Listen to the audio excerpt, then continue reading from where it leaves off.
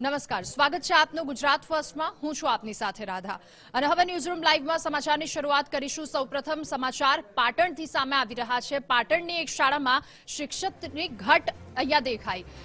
પાટણમાં સાંતલપુર ઉચ્ચતર માધ્યમિક શાળામાં શિક્ષકોની ઘટ વર્તાઈ છે। ઉચ્ચતર માધ્યમિક શાળામાં શિક્ષકની ઘટથી શિક્ષણ કાર્ય પર અસર પહોંચી છે। પાટણની સાંતલપુરની શાળા કે જ્યાં ધોરણ 10 અને 12ના અભ્યાસક્રમમાં માત્ર એક જ શિક્ષિકા ફરજ બજાવે છે અને વિદ્યાર્થીઓનું ભવિષ્ય જોખમમાં। ધોરણ 11-12માં 100થી વધારે વિદ્યાર્થીઓ અભ્યાસ કરે છે, પરંતુ આ તમામ વિદ્યાર્થીઓને માત્ર એક જ શિક્ષિકા ભણાવી રહ્યા છે। 100 વિદ્યાર્થીઓ વચ્ચે માત્ર એક જ શિક્ષિકા ફરજ બજાવી રહ્યા છે, જેને લઈને ચિંતા કહી શકાય। જે શિક્ષિકા ફરજ બજાવે છે એ માત્ર મનોવિજ્ઞાનના શિક્ષિકા છે અને તેઓ अन्य विषयों भणावी रहा है। धोरण 10, 11 અને 12ના વિદ્યાર્થીઓને આ મુશ્કેલીનો સામનો કરવો પડી રહ્યો છે। અન્ય વિષયોનું કઈ રીતે તેઓ સામર્થ્ય આપી શકે, આ સાથે શિક્ષિકા શાળાનું તમામ કામ પણ કરે છે। શિક્ષકની ઘટ વર્તાય છે પાટણના સાંતલપુરમાં। સરકાર સૌ ભણેનો દાવો કરી રહ્યા છે, પરંતુ આ દાવાઓ પોકળ સાબિત થતા અહીંયા દેખાઈ રહ્યા છે। મારી દીકરી જીજ્ઞા ધોરણ 11માં આવી હતી ત્યારે સાંતલપુર નિશાળમાં હું એડમિશન લેવા ગયો। ઉચ્ચતર માધ્યમિક શાળામાં દાખલ કરી ત્યારે નિશાળમાં એક જ બેન છે। આચાર્ય કો, વર્ગ શિક્ષક કો કે ક્લાસ શિક્ષક કો, જે કો તે બધું આમાં આવી ગયું।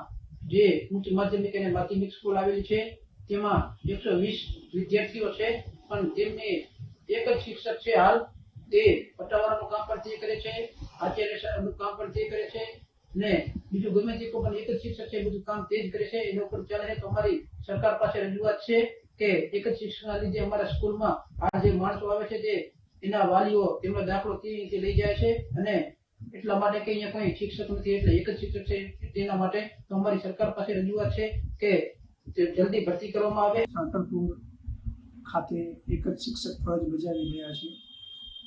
આ સાંતલપુર તાલુકો એ સરહદી વિસ્તારનો પછાત તાલુકો છે, તો એક જ શિક્ષક અહીં કને બધું જ કામ કરી રહ્યા છે। ક્લાર્કથી માંડી અને એડમિશનથી માંડી અને બધી જ પ્રોસેસ પોતે જાતે કરી રહ્યા છે। તો સરકારશ્રીને મારી વિનંતી છે કે જલ્દીથી જલ્દી બીજા શિક્ષકોની ભરતી કરે અને વિદ્યાર્થીઓને લાભ મળે। માધ્યમિકમાં શિક્ષકની ઘટ છે અને વિદ્યાર્થીઓના અભ્યાસ પર અસર પડી રહી છે। ધોરણ 12માં અને 11માં માત્ર એક જ શિક્ષિકા અહીંયા ફરજ બજાવી રહ્યા છે। 100થી વધારે વિદ્યાર્થીઓ અહીંયા અભ્યાસ કરી રહ્યા છે। જોકે જે શિક્ષિકા અહીંયા ફરજ બજાવે છે તેઓ માત્ર મનોવિજ્ઞાનના શિક્ષિકા છે અને તેઓ બાકીના તમામ વિષયોનો ન્યાય કઈ રીતે આપી શકે એ પણ એક સવાલ ઉઠી રહ્યો છે। આ સાથે સરકાર સૌ ભણે સૌ આગળ વધેની મોટી મોટી વાતો અને વાયદાઓ કરતા હોય છે, પરંતુ એ તમામ વાતો અહીંયા પોકળ સાબિત થતી દેખાઈ રહી છે। પાટણના સાંતલપુરની આ શાળામાં કે જ્યાં એક જ શિક્ષિકાનું કામ શિક્ષિકા કે જે તમામ કામો કરે છે। 100થી વધારે ધોરણ 11 અને 12ના વિદ્યાર્થીઓ, ઉચ્ચતર માધ્યમિકના વિદ્યાર્થીઓ કે અનેક વિષયોમાંથી માત્ર એક મનોવિજ્ઞાનના શિક્ષક કે જેમણે બીજા બધા વિષયોની ફરજ બજાવવી પડે છે। આ તો કેવી બેદરકારી છે કે માત્ર એક જ શિક્ષક અને ઉચ્ચતર માધ્યમિકનું શિક્ષણ મેળવતા એ બાળકોએ વિદ્યાર્થીઓનું ભવિષ્ય શું, ત્યાં પણ એક મોટો સવાલ આવીને ઉભો રહી જાય છે। કારણ કે જે વ્યવસ્થા કરવામાં આવે છે, જે નિયમન કરવામાં આવે છે, તમામ તો એડે સાબિત થયું જ છે। અહીંયા એક શિક્ષિકા જ્યારે ફરજ બજાવે છે એક શાળામાં અને એ શિક્ષિકા ફરજ બજાવતા હોય જે માત્ર મનોવિજ્ઞાનના શિક્ષિકા છે અને તેઓ ધોરણ 11-12માં અલગ અલગ વિષયો પર તેઓ કઈ રીતે ન્યાય આપી શકે એ પણ એક સવાલ ઉઠી રહ્યા છે અને 100 વિદ્યાર્થીઓ વચ્ચે માત્ર એક જ શિક્ષિકા અહીંયા ફરજ બજાવી રહ્યા છે। આ શાળા છે પાટણની સાંતલપુરની શાળા કે જ્યાં આ પ્રકારની પરિસ્થિતિ સામે આવે છે। સૌ ભણે સૌ આગળ વધે આવા દાવાઓ સરકાર દ્વારા કરવામાં આવે છે, આપણે સૌ કોઈએ સાંભળ્યા છે, પરંતુ આ દાવા અહીંયા પોકળ સાબિત થતા દેખાઈ રહ્યા છે।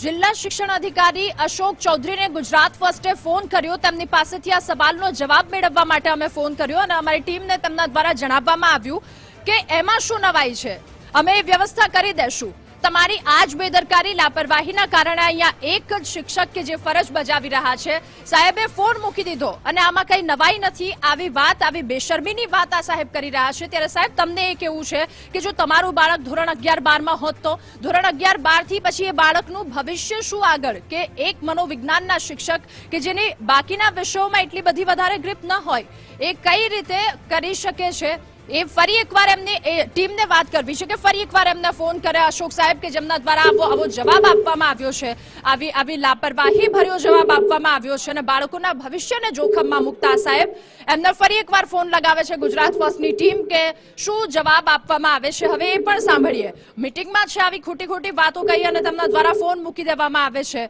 તો ફોન પર અત્યારે હાલ તેઓ જોડાય છે કે કેમ એ પણ એક સવાલ.